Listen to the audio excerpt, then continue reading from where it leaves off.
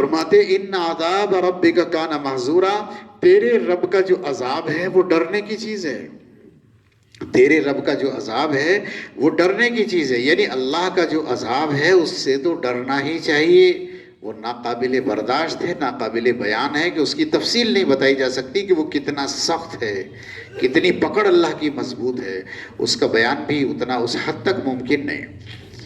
وَإِن مِّن قَرْيَةٍ إِلَّا نَحْنُ مُهْلِكُوهَا قَبْلَ يَوْمِ الْقِيَامَةِ وَمُعَذِّبُوهَا عَذَابًا شَدِيدًا كَانَ ذَلِكَ فِي الْكِتَابِ مَسْطُورًا، جتنی بھی بستیوں کو تباہ اور ہلاک ہونا ہے قیامت سے پہلے یا ان پر عذاب آنا ہے، كَانَ ذَلِكَ فِي الْكِتَابِ مَسْطُورًا، یہ سب کتاب میں لکھا ہوا ہے۔ یعنی بات یہ ہے اللہ پاک نے ایک کتاب بنائی ہوئی ہے جس کا نام ہے لوح محفوظ، آج کی زبان میں کہیں تو ماسٹر کمپیوٹر ایسی چیز ہے، اس میں اللہ پاک نے پورا پروگرام ڈال رکھا ہے، کسی کسی تباہ اور ہلاک ہونا ہے، انفرادی اعتبار سے، اجتماعی اعتبار سے، کس بستی کو، کس علاقے کو، کس ملک کو تباہ اور برباد ہونا ہے، کسی ترقی کرنا ہے، یہ سب پروگرام پہلے سے لکھا ہوا ہے۔ وَمَا مَنَعْنَا أَن نُرْسِلَ بِالْآيَاتِ إِلَّا أَن كَذَّبَ بِهَا الْأَوَّلُونَ وَآتَيْنَا ثَمُودَ النَّاقَةَ مُبْصِرَةً فَظَلَمُوا بِهَا وَمَا نُرْسِلُ بِالْآيَاتِ إِلَّا تَخْوِيفًا۔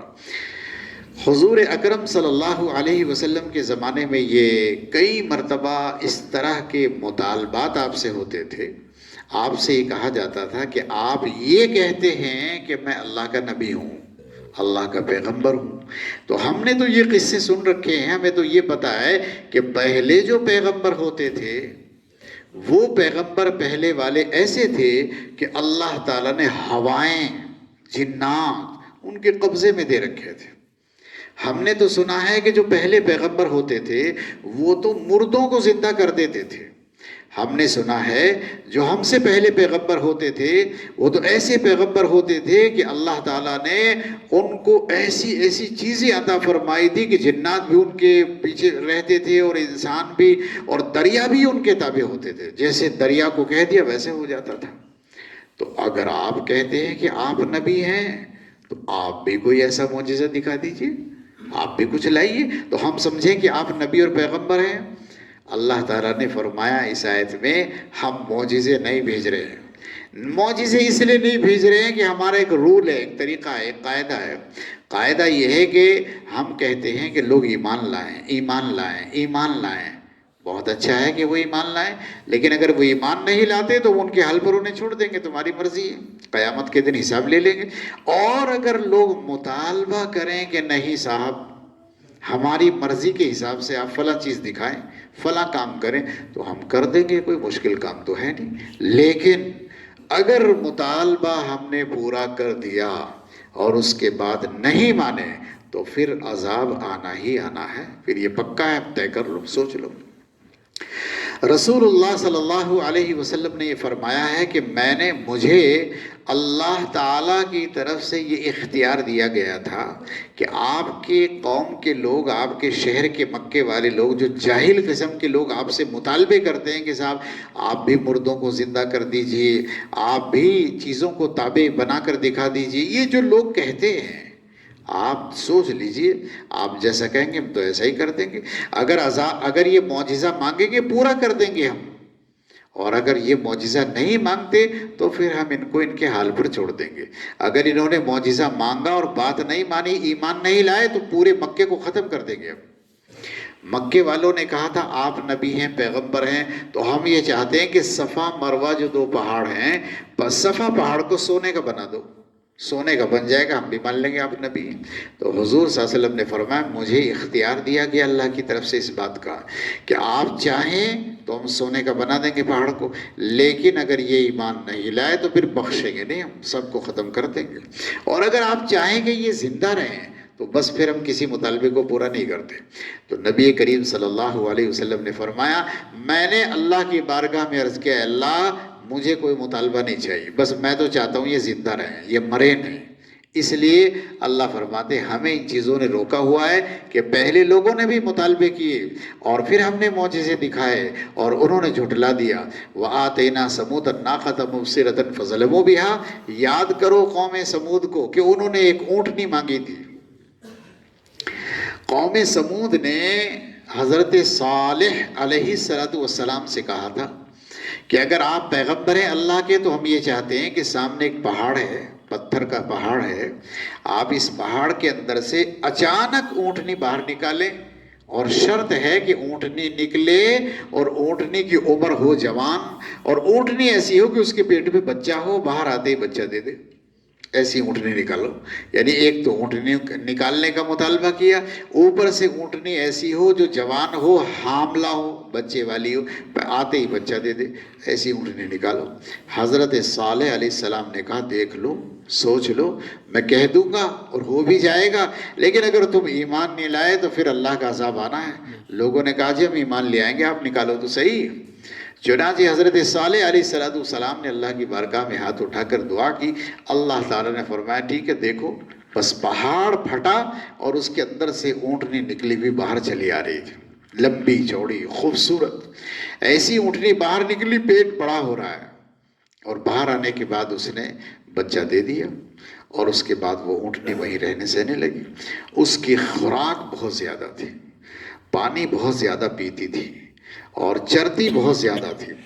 جس کے کھیت میں چلی گئی تو پورا گھاس کھا لیتی تھی، جس کنویں پر چلی گئی پورا پانی پی لیتی تھی۔ تو لوگ پریشان ہو گئے، حضرت صالح علیہ السلام سے کہا بھئی یہ تو بڑی مشکل ہو رہی ہے۔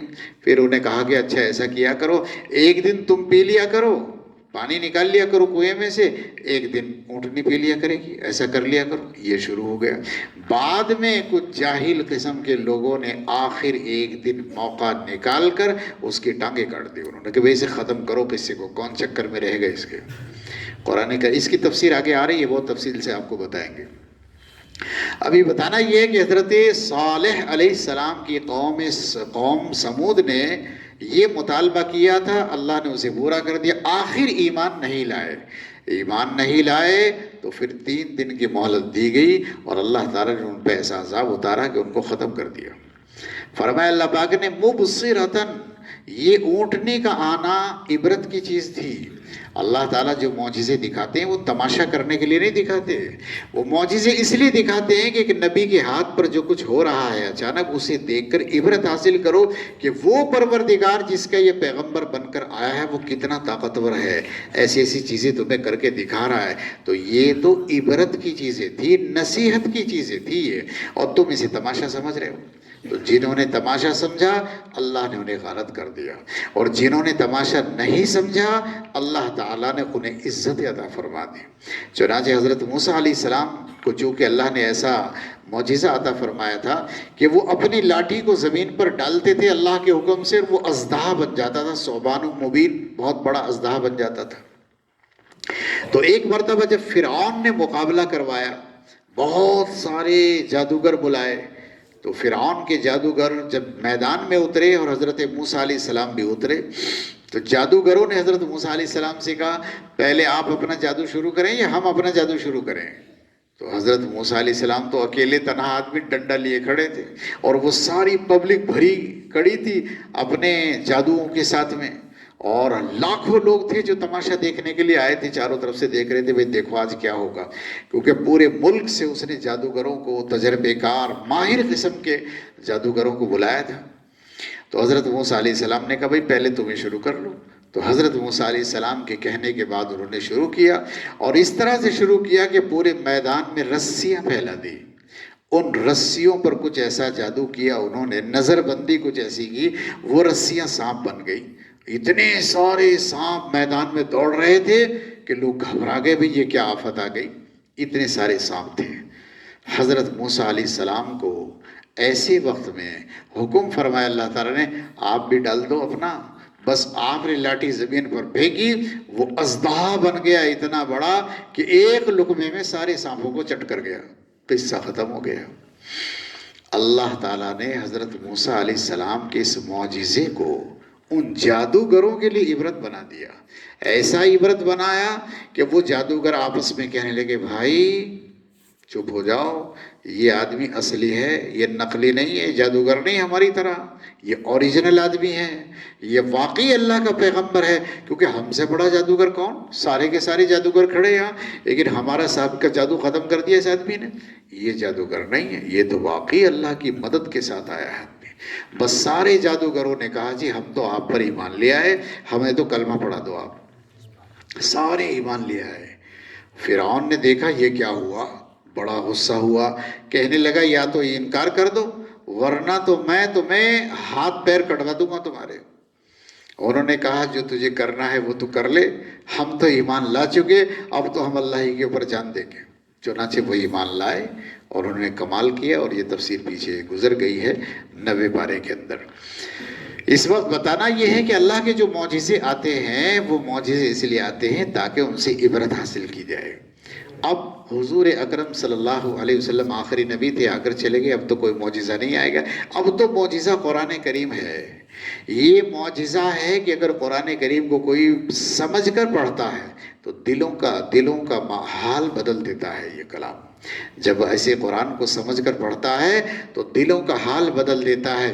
پوری امت پر یہ عذاب ہے عجیب قسم کا کہ ساری امت قرآن کی تلاوت کرتی ہے اور سمجھتے نہیں۔ یہ بھی عجیب و غریب بات ہے۔ ساری دنیا ہنس رہی ہے اس بات پر، ساری دنیا ہنس رہی ہے، مسلمان مانے نہ مانے یہ ساری دنیا مسلمانوں پر ہنستی ہے کہ ایسی کتاب ہے مسلمانوں کی جو سمجھی جاتی نہیں اور پڑھی جاتی ہے۔ کمال کی بات ہے، دنیا میں کیا ایسی بھی کوئی کتاب ہے کہ جسے سمجھتا ہے نہیں آدمی اور اسے پڑھتا ہو؟ عجیب بات ہے۔ نماز پڑھانے والے امام صاحب کو بھی نہیں پتا میں کیا پڑھ رہا ہوں، سننے والوں کو تو ویسے ہی نہیں پتا کہ میں کیا پڑھ رہا ہوں۔ عجیب بات ہے۔ حالانکہ یہ کلام سمجھنے کے لیے آیا تھا، یہ ایسے ہی بغیر سمجھے تلاوت کے لیے نہیں آیا تھا، یہ آیا ہی تھا اس کام کے لیے کہ اسے سمجھا جاتا تو دلوں میں تبدیلی آتی۔ سمجھا نہیں جا رہا ہے تو دل بند ہو گئے۔ پڑھتے رہیے، ثواب ملتا رہے گا، پڑھنے کا ثواب ملے گا، لیکن ہدایت نہیں۔ ہدایت تو آتی ہے سمجھنے سے، کیونکہ قرآن کریم تو آیا ہی تھا سمجھنے کے لیے۔ عجیب بات ہے، یہ عجیب کتاب ہے، ساری دنیا میں سب سے زیادہ پڑھی جاتی ہے، لیکن ساری دنیا میں بغیر سمجھے پڑھی جاتی ہے۔ یہ کمال کی بات ہے، یہ خوش ہونے کی بات نہیں، یہ تکلیف کی بات ہے، یہ دکھ کی بات ہے کہ اس کتاب کو سمجھنا تھا، یہ سمجھنے کے لیے آئی تھی اور یہ بغیر سمجھے پڑھی جا رہی ہے، اور سارا زور اسی پر دیا جا رہا ہے اور حوصلے بڑھائے جا رہے ہیں اور سمجھایا جا رہا ہے۔ وہ خوش ہو رہا ہے آدمی، جی ہم تو پڑھے لکھے ہیں، کیا پڑھا ہے جی؟ قرآن آتا ہے پڑھنا، بس تلاوت کے لیے آیا تھا قرآن۔ قرآن کا مقصد تو سمجھنا تھا، اس کے مطابق زندگی کو ڈھالنا تھا۔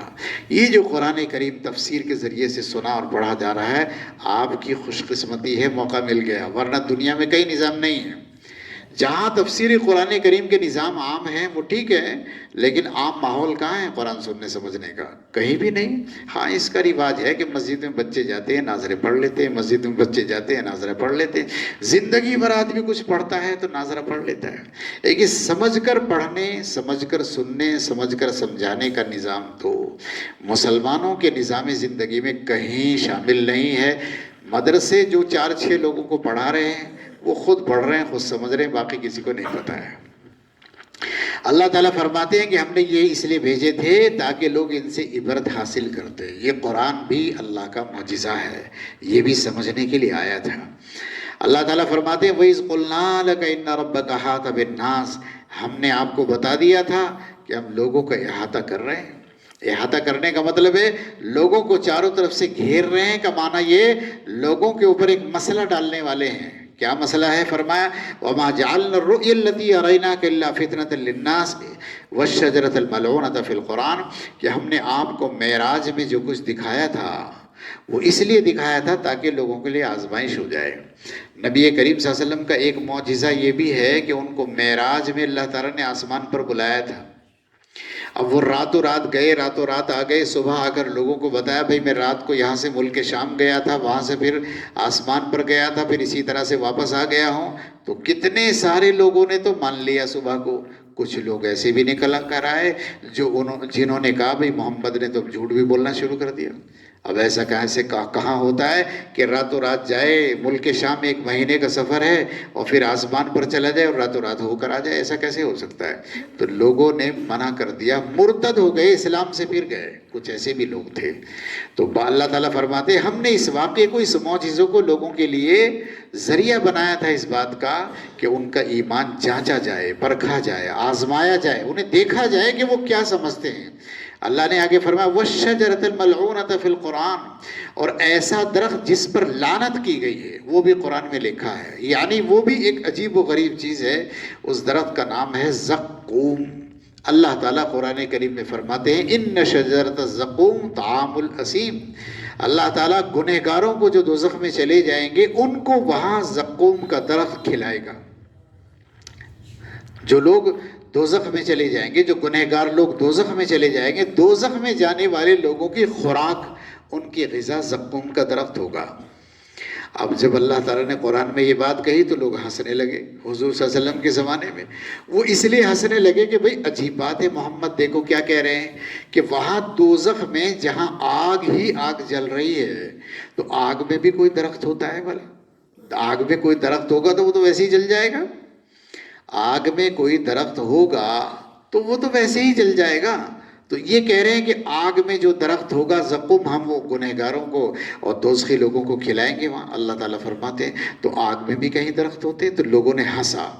اللہ تعالیٰ فرماتے ہیں یہ بھی امتحان کا ذریعہ ہے لوگوں کے لیے کہ ہم نے کہا کہ آگ میں دوزخ میں زقوم کا درخت ہے جو گنہگاروں کی غذا ہوگا۔ لوگ پریشان ہو گئے، اور پریشان ہونے کی کیا ضرورت ہے؟ عقل تو یہی کہتی ہے کہ کوئی درخت آگ میں کھڑا نہیں رہ سکتا، جل جائے گا، لیکن یہ تو اللہ کا نظام ہے۔ اللہ تعالیٰ کا نظام ہے کہ وہ جن چیزوں کو جیسے پیدا کرتا ہے ان کا ویسے ہی مزاج اور ویسی طبیعت بنا دیتا ہے۔ آج ہی ماچس سے لوگ آگ جلا رہے ہیں، لیکن اس سے پہلے کیسے آگ جلاتے تھے؟ چکماق کے ذریعے، اس کا نام ہے چکماق۔ ایک پتھر پر پتھر مار کر بھی کچھ دن آگ جلی ہے، لیکن اس سے پہلے ایک درخت ہوتا تھا، اس درخت کی ڈنڈیوں پر ڈنڈی مارتے تھے، لکڑی پر لکڑی مارتے تھے، آگ پیدا ہو جاتی تھی۔ تو یہ کہاں سے آگ پیدا ہوتی ہے؟ پتھروں کے اندر آگ بھری ہوئی ہے کیا؟ درختوں کے اندر آگ بھری ہوئی ہے کیا؟ لیکن اللہ تعالیٰ نے صدیوں تک لوگوں کا کام اسی طرح سے درختوں سے آگ جلوائی ہے، پتھروں سے آگ جلوائی ہے۔ اب اس زمانے میں آ کر ماچس کا مسالہ آ گیا ہے، اس مسالے کو رگڑتے ہیں، آگ نکل آتی ہے۔ تو یہ تو نظام خدا بندی ہے، وہ آگ کے اندر سے ابراہیم کو باہر نکال دے اور آگ میں ڈلنے والی چیزوں کو جلا کر فنا کر دے، ختم کر دے۔ کوئی آگ کے اندر سے زندہ بھی آتا ہے، لیکن ابراہیم علیہ السلام تو آ گئے۔ یہ نظام خدا بندی ہے، یہ انسانوں کے آزمائش کا ذریعہ ہے۔ وَنُخَفِّفُهُمْ فَمَا يَزِيدُهُمْ إِلَّا طُغْيَانًا كَبِيرًا۔ اللہ تعالیٰ کے معجزوں کو دیکھ کر ڈرنا چاہیے، یہ اسی لیے آتے ہیں، لیکن لوگ ہیں کہ بس مذاق بنانے میں لگے ہیں اور اگنور کرنے پر لگے ہیں، توجہ نہیں دیتے۔ اللہ تعالیٰ ہم سب کو سمجھ عطا فرمائے۔